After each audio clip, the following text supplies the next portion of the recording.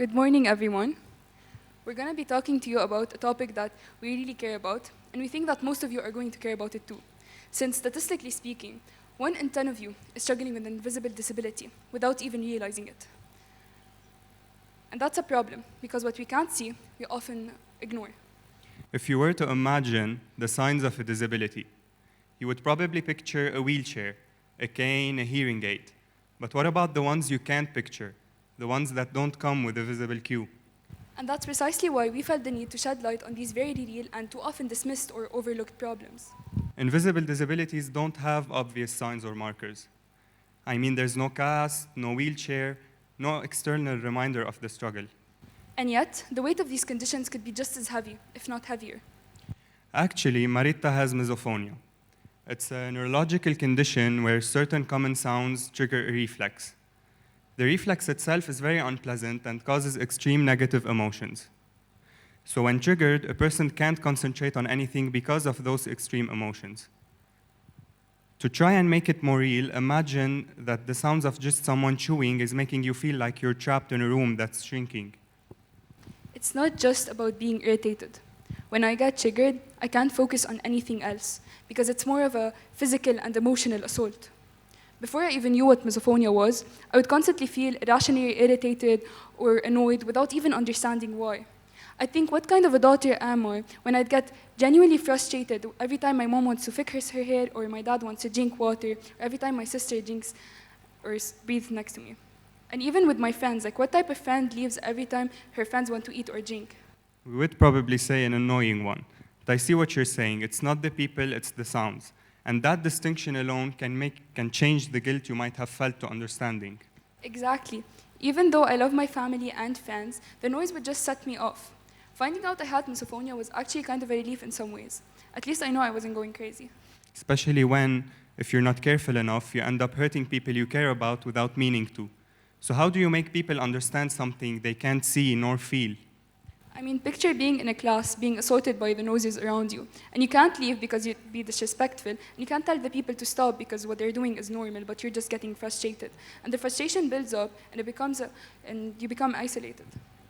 It's a constant battle of wanting to explain yourself but not knowing how, especially when people think you're just being dramatic. Exactly. I tried to run off to the bathroom for a moment of quiet or wear noise-canceling headphones. But the hardest part was actually explaining it to myself and to my friends. How do I tell them that their breathing is too loud without sounding offensive? It is the minor things that most people don't mind, but others find them very unsettling. Exactly. Exams are a nightmare, not because of the test itself. Unless it's physics. Yeah, no, but actually it's the sounds, it's the noise, it's the paper rustling, it's people writing. My brain can't focus. And even though I know it's part of the environment, the sounds become like a wall I can't get past. And every time I hit that wall, it feels like I failed again. Or take dyslexia. It's an even more recognized disability, and yet many people with dyslexia still struggle silently. They're not only battling with the content of a test, but also with how their brain processes written language. Exactly. It's not the content of the test, it's the way the test might look to them. They could be trying twice as hard as everyone else and still feel like they're not trying hard enough. It is exhausting living in a world that doesn't understand your struggles, constantly having to fight your own body's reactions. And trust me, I didn't always get it either. When Marita first told me about misophonia, I didn't take it seriously. I thought it was just a fancy word for being annoyed all the time. Even when she'd ask to change rooms and try to escape loud environments, I remember thinking that she was just being dramatic and that everyone would appreciate sitting in a calmer place sometimes. But then I understand it. When I saw her freeze in classes just because someone was sticking their pen or breathing way too loudly. When I saw the anxiety she felt when we were in crowded rooms. When I saw the guilt she felt after getting irritated at someone she cares about just because the sounds were too much. And it is something she cannot control. And I realized that as a friend, my job is not to judge, it's to understand. And he started to do that when he started to listen instead of dismissing. And that's why we're giving this talk together.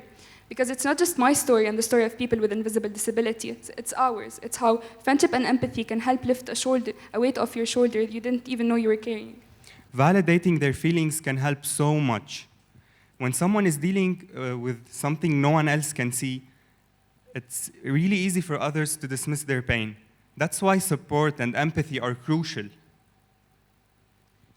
Exactly.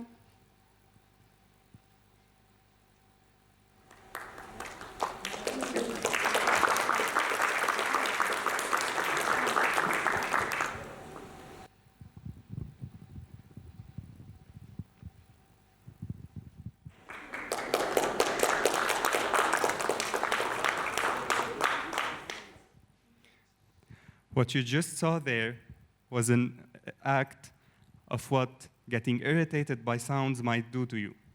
His breathing was too loud. What we're trying to achieve here is getting re-welcomed by you guys without judgment. Exactly. And this isn't just about sounds.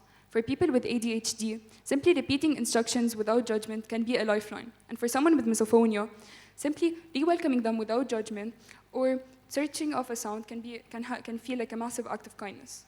It's about showing that you care, even if you don't fully understand what they're going through. Now let's talk about why these conditions are real. Because let's be honest, it's easy to dismiss something you don't see. But there's scientific evidence to back them up. For example, for someone with ADHD, and it has been really well scientifically documented. For example, the 2017 article published by the American Psychological Association showcased that ADHD is actually related to lower levels of dopamine. And dopamine is the brain's chemical responsible for attention and motivation. So it's not just them being careless or them being lazy, it's actually their brain making the process so much harder.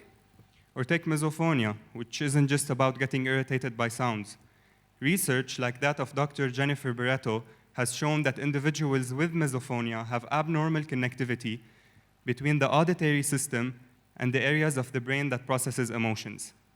Dr. Barreto's 2013 study have demonstrated that these individuals have hyperactivity in the central nervous system when exposed to certain sounds. So this isn't just all in your head. There's actually scientific evidence to back them up. The difference is that for many people with these invisible disabilities, is that these daily triggers are constant and there is no way to take a break from them. But what we can do as family and friends is to be compassionate, to be understanding, and to try to be aware. And if you're not struggling with these conditions, we hope this talk encourages more empathy. Empathy isn't about having the same experiences as someone else. It's about making room for someone else's. We didn't pick this topic randomly. It's something that hits close to home for the both of us.